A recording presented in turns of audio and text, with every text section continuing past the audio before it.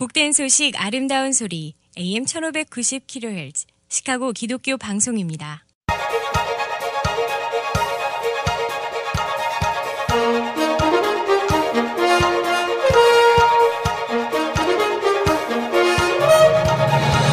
김정일 해설위원의 시사 해설.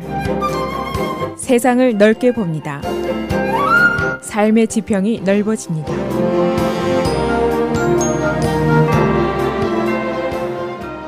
시사 해설입니다. 우리가 살고 있는 이 사회의 성격은 한마디로 다인종, 다문화 사회입니다. 수천 년 동안 단일 민족이라는 성격의 사회 속에서 살아온 우리에게는 이해가 쉽지 않은 부분도 있습니다. 이 다문화 사회에는 다양성이 있고 따라서 창조성이 강조되는 이점이 있습니다.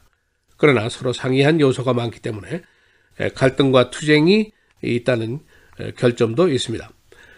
그리고 이런 서로 상이한 문화권에 대한 인식과 이해는 개인에 따라서 아주 미묘하고 다르게 마련입니다. 이 수백 년 동안 미국은 이런 상황 속에서 살아왔고 또 많은 경험을 해왔습니다. 그러나 세월이 바뀌면서 또 새로운 경험을 계속하고 있습니다. 바로 지난달에 유타주의 한 백인 여고생이 프롬 파티에서 전통식 중국 드레스를 입고 참석을 했는데 이 사진을 보고 수십만 명이 나서서 찬반 양론으로 대단한 논쟁을 벌였습니다. 이 여고생은 18살 난 백인 여성인데 백인 여성이 왜 중국 옷을 입었느냐 이런 시각의 차이 때문입니다. 그러니까 소수권 문화가 다수권 문화의 타문화 수용 또는 호감을 달가워하지 않는다. 그런 새로운 경험이 나왔습니다. 주요 언론들도 이와 같은 사실을 모두 보도를 했는데 놀라고 새로운 경험으로 생각을 하고 있었습니다. 그래서 오늘은 백인 여성의 중국 전통 드레스를 입은 사건, 왜 수십만 명이 논쟁을 벌였는지, 그 의견은 과연 무엇인지, 또 이런 현상이 의미하는 것은 무엇인지 알아보도록 하겠습니다. 먼저 제가 질문을 드리겠습니다. 만일 타문화권 여성이 우리 한복, 여성 한복을 입었다고 생각을 했을 때 여러분의 의견은 어떠십니까? 제 생각에는 아마 대부분 크게 개의치 않을 것으로 생각을 합니다만은 캐롤 모슬리 브라운이 상원의원에 출마했을 때 한인 사회가 지지 파티를 당시에 열었는데 그녀에게 한복을 입혔던 기억이 제게 있습니다. 아마도 그녀가 흑인 여성이지만은 우리와 같은 문화를 공유할 수 있다 하는 기대감 또는 우리 한복의 미에 대한 자부심의 발로 여러 가지 이유가 있을 수 있습니다. 그런데 이번에 문제가 된 케이스는 이것과는 사뭇 다릅니다. 유타주 하이스쿨에 다니는 키즈야 다움이라는 여성인데 학교 프롬 파티에서 중국의 전통식 여성 드레스를 입고 참석을 하고 사진을 찍어서 소셜미디어에 게재를 했습니다. 그런데 이 사진이 의외로 큰 반응을 나타냈습니다. 그 반응은 친송과 찬성, 또 반대, 비난 이렇게 나뉘게 됩니다. 한마디로 구별하면은 백인 여성이 중국 전통 드레스를 착용한 것은 cultural appropriation, 문화의 적정선에 어긋난다. 그런 반대 의견이 있고 또 다른 생각은 타문화에 대한 수용과 호감이 안 되겠느냐, 찬성한다. 그런 의견도 있습니다.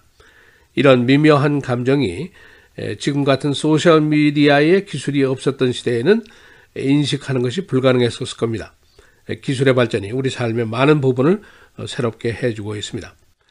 한 반대 의견을 낸 사람은 백인 여성의 중국 의상, 이것은 미국의 소비주의의 발상이고 백인들의 식민주의 이념의 표현이다 라고 강력하게 비난을 하고 나섰습니다. 그런데 이 의견에 대해서 4만 2천 명이나 되는 사람들이 이 메시지를 재트윗을 했습니다. 반대 의견 중에 한 에이지언 아메리칸이라고 밝힌 사람은 이런 얘기를 했습니다. 나는 그 문화권 사람이 아니면 그 문화적 의상을 입지 않아야 된다고 생각한다. 그 의상 뒤에는 많은 역사가 있기 때문이다. 이렇게 설명을 하고 있습니다. 그러나 찬성 쪽에서는 오히려 이것은 타문화에 대한 칭찬이고 수용이 아니겠느냐, 좋은 일이다. 그런 반응도 또 보이고 있습니다. 여하튼 모두가 합해서 10만 명 이상이나 되는 사람들이 이 논쟁에 참여를 했습니다. 그만큼 이 타문화에 대한 인식과 이해는 매우 민감하고 미묘한 것이라는 것이 증명이 됐고, 또 한 가지 사소한 것 같지만은 10만 명이 넘는 사람들이 논쟁을 벌일 정도로 이것은 뜨거운 이슈다. 그런 의미가 있습니다. 미국은 비단 다문화만이 있는 것이 아니라 다민족, 다인종, 다종교가 있고 이 속에 우리가 지금 살고 있습니다. 이 이질적인 것에 대한 최근 정치권의 반이민 정서라든가 반인종적인 정서가 커지면서 최근에 헤이트 크라임이 계속 늘어나고 인종적인 갈등이 늘어나고 있습니다. 스타벅스에서, 월마트에서, 맥도날드에서, 스코키, 거니에서 혐오 범죄, 인종적인 충돌이 계속이 되고 있습니다. 우리가 소수계로서 이런 현상을 보면서 편치 않은 생각을 갖게 됩니다. 미국은 당연히 이민으로 성립이 된 나라고 17세기부터 계속해서 새로운 인종과 민족과 새로운 문화와 종교가 계속 유입이 되어 왔습니다. 그러나 그동안에 다수와 소수, 먼저 온 자와 나중에 온 자 사이의 갈등과 투쟁도 계속이 되어 왔습니다. 그러면서 미국은 300년의 짧은 역사 중에 지구상에서 최부강의 나라로 또 우뚝 서게 됐습니다. 이것이 현실이고 우리가 이런 사회 성격 속에서 이런 문제점들과 함께 앞으로도 살아가고 지금도 살아가고 있습니다. 이 다양하고 이질적인 요소들이 있는데도 불구하고 어떻게 미국이라는 이 큰 나라가 하나의 사회로 결속을 할 수 있는가? 오랜 이론이 두 가지가 있습니다. 하나는 멜팅 팟 이론이고 또 하나는 샐러드 볼 이론입니다. 이 멜팅 팟은 1908년도에 영국의 극작가인 이스라엘 쟁윌이라는 사람이 만들어낸 용어입니다. 그는 모든 이질적인 요소들이 미국이라는 용광로 속에서 녹아서 새로운 문화로 창출될 것이다 라고 믿었습니다. 그러나 역사가 계속되면서 아이리시가 오고 이탈리안이 오고 캐톨릭이 들어오고 그 다음에 차이니스 재패니스가 오고 러시안 주가 들어오고 지금은 미국의 라티노들이 들어오고 항상 새로운 유입 구조에 대한 배척과 저항이 있어 왔습니다. 1850년대에는 수도 구직자들에게 No Irish need apply. 아이리시들은 아예 신청도 하지 말아라. 이런 사인이 나붙은 적도 있었습니다. 그리고 1882년 그 유명한 The Chinese Exclusion Act, 중국인 거부법이라는 법도 생겼습니다. 지금은 Mexican War, 멕시칸 장벽이 등장을 하고 있습니다. 그 이후에 이 사회의 문화가 궁극적으로 모두가 녹아서 새롭게 되지는 않는 것이 아니냐라는 인식이 있게 되니까 그 이후에 샐러드 볼이라는 이론이 등장하게 됐습니다. 각자 고유의 성격과 요소는 갖고 있지만은 볼 안에서 균형과 조화를 이루게 된다. 그런 이론입니다. 예를 들면 코리아는 아마 이 샐러드 볼 안에 조그만 후추 알일지도 모르겠습니다. 이때 assimilation, 동화라는 말에 단서가 붙게 됩니다. 과연 누가 누구에게 동화가 되어야 하는가 하는 질문이 생기게 됐고 또 이때 American이라는 단어에 대한 새로운 정의가 또 시작이 되었습니다. 과연 누가 American이냐? 푸른 눈에 금발이 American이다 라는 시대는 이미 지나간 지가 한참 되었습니다. 그러면서도 다수의 문화가 소수의 문화를 포용하고 수용한다라고 생각을 했는데 이번에 소셜미디어들의 논쟁을 보니까 또 그것도 아니었습니다. 중국 옷을 백인이 입지 않는 것이 좋겠다라는 생각이 강하다는 것이죠.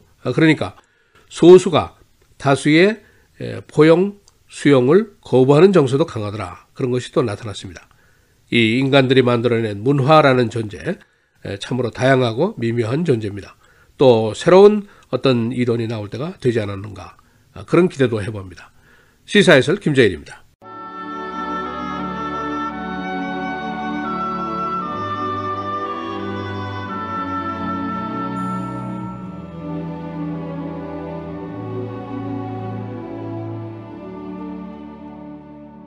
그러므로 너희 마음에 허리를 동이고 근신하여 예수 그리스도께서 나타나실 때에 너희에게 가져다 주실 은혜를 온전히 바랄지어다.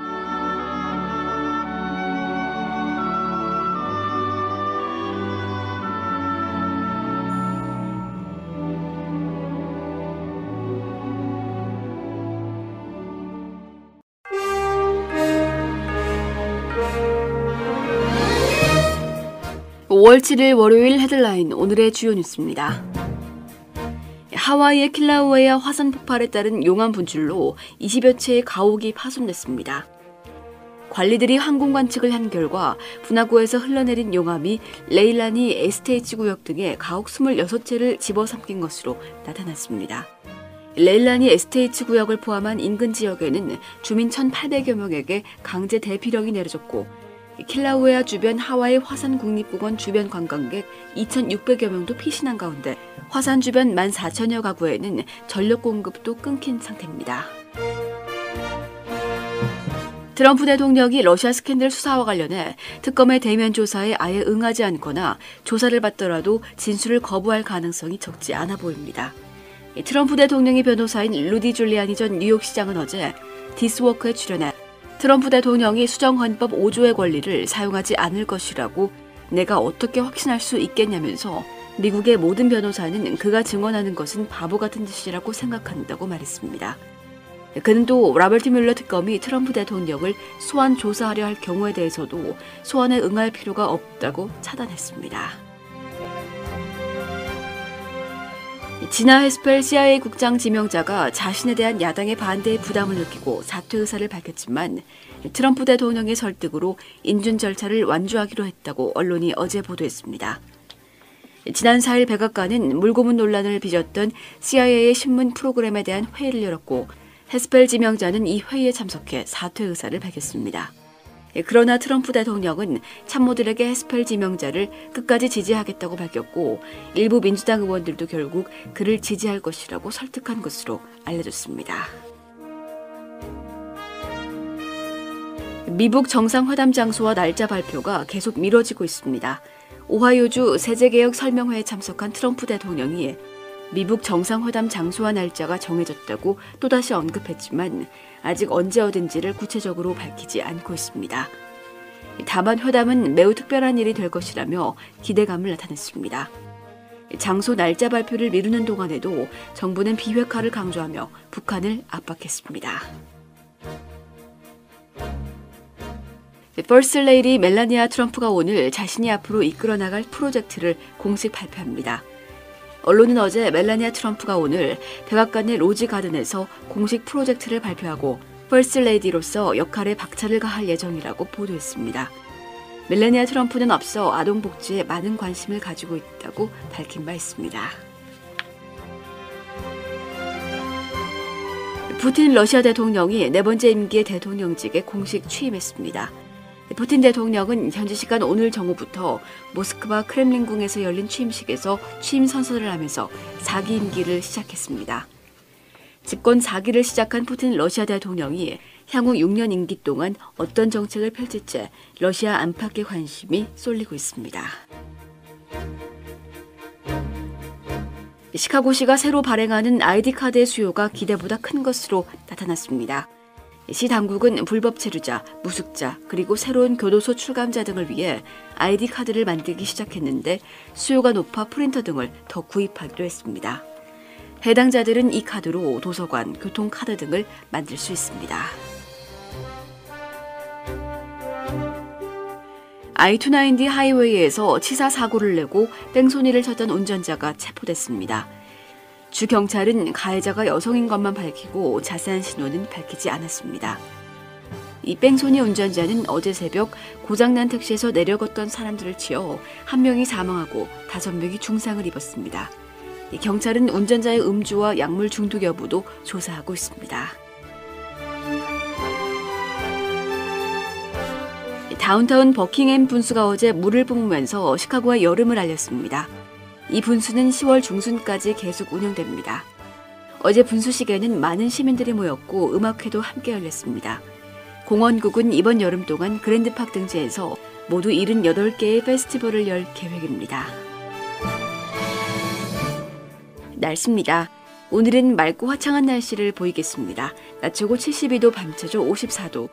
내일은 가끔 구름 많은 대체로 맑은 날씨 보이겠고 낮 최고 79도, 밤 최저 56도. 수요일은 흐리고 곳에 따라 천둥 번개를 동반한 비가 내리겠고 낮 최고 74도, 밤 최저 59도. 목요일은 대체로 흐리겠습니다. 낮 최고 71도, 밤 최저 46도입니다.